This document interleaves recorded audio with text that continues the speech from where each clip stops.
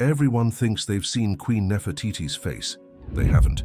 They were looking at two. Hidden beneath the painted surface was another face, carved by the same sculptor more than 3,300 years ago. The scanner didn't discover damage. It discovered a decision. And once you understand why that second face exists, the famous one becomes much harder to trust. To understand that decision, you have to begin in a city that wasn't supposed to survive.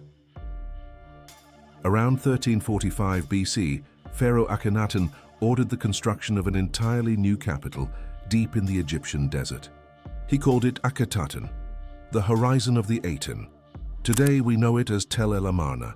This wasn't simply another Egyptian city. Akhetaten was the center of a revolution. Akhenaten abandoned centuries of religious tradition, replacing Egypt's many gods with the worship of a single solar deity, the Aten. Temples were abandoned, priests lost power, artists were told to forget the old rules and begin again. For a brief moment, Egypt looked completely different, but almost as suddenly as it had appeared, the city died. After Akhenaten's reign, the royal court left. The temples fell silent. Workshops were abandoned. Homes slowly filled with drifting sand. For more than 3,000 years, the city remained exactly where its last inhabitants had left it. On December 6, 1912, German archaeologist Ludwig Borchardt and his team were excavating one of those abandoned buildings. It was the sculptor's workshop, and inside they found plaster models, unfinished heads, pigment jars, and stone fragments. Everything an artist would need to produce official royal portraits. Then they uncovered something extraordinary, a painted limestone bust of Queen Nefertiti. She was almost perfectly preserved. Its colors remained vivid, and its features seemed impossibly modern. Her long neck, her blue crown, her delicate lips, and her perfectly balanced cheekbones. It looked less like an archaeological discovery and more like a portrait someone had finished the week before. The sculpture quickly became one of the most celebrated works of ancient art ever discovered. Artists admired it, historians studied it, and visitors consistently traveled across continents simply to stand in front of it. For decades, people assumed they understood exactly what they were looking at. Then scientists asked a surprisingly simple question. What was underneath? It wasn't because they suspected a mystery, but because conservators wanted to understand how the sculpture had been made. The bust is carved from limestone. Over that stone, the ancient sculptor applied layers of painted stucco, allowing him to refine tiny details before adding color. That much was already known, but what nobody knew was how much of the sculpture existed beneath those layers. Earlier, X-rays hinted there was something underneath, but there weren't enough details to answer this question. In 2007, researchers transported the bust to a medical imaging center and placed it inside a high-resolution CT scanner. Using the same technology doctors use to examine organs, bones, and blood vessels, the scanner captured thousands of ultra-thin cross-sectional images through the sculpture without making a single incision. The famous face slowly disappeared from the computer screen. The painted surface and the stucco dissolved, and eventually, only the limestone remained.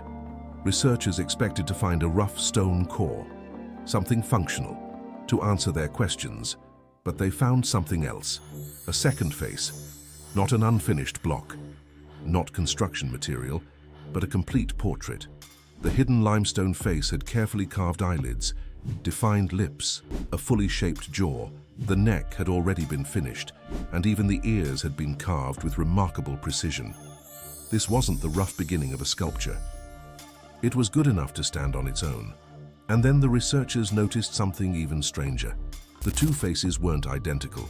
Although at first glance they looked almost the same, but the scanner allowed researchers to compare them millimeter by millimeter. And the limestone face showed faint creases around the corners of the mouth, a slight bump along the bridge of the nose, and some subtle asymmetry in places where the outer face appeared almost impossibly balanced. Across the famous painted surface, layers of stucco had quietly altered those details. In some places, the stucco measured less than a millimeter thick. In others, it was several millimeters thick, enough to soften a wrinkle, refine the bridge of the nose, and subtly reshape the cheeks. Not enough to create a different woman, but just enough to create a different impression.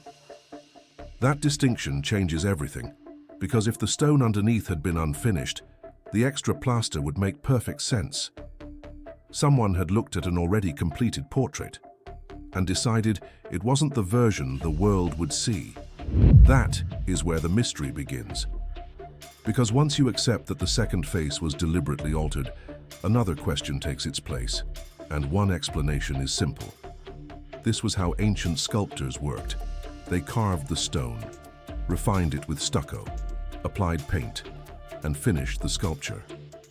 That explanation is reasonable, but the scanner found a remarkably complete portrait, not rough limestone.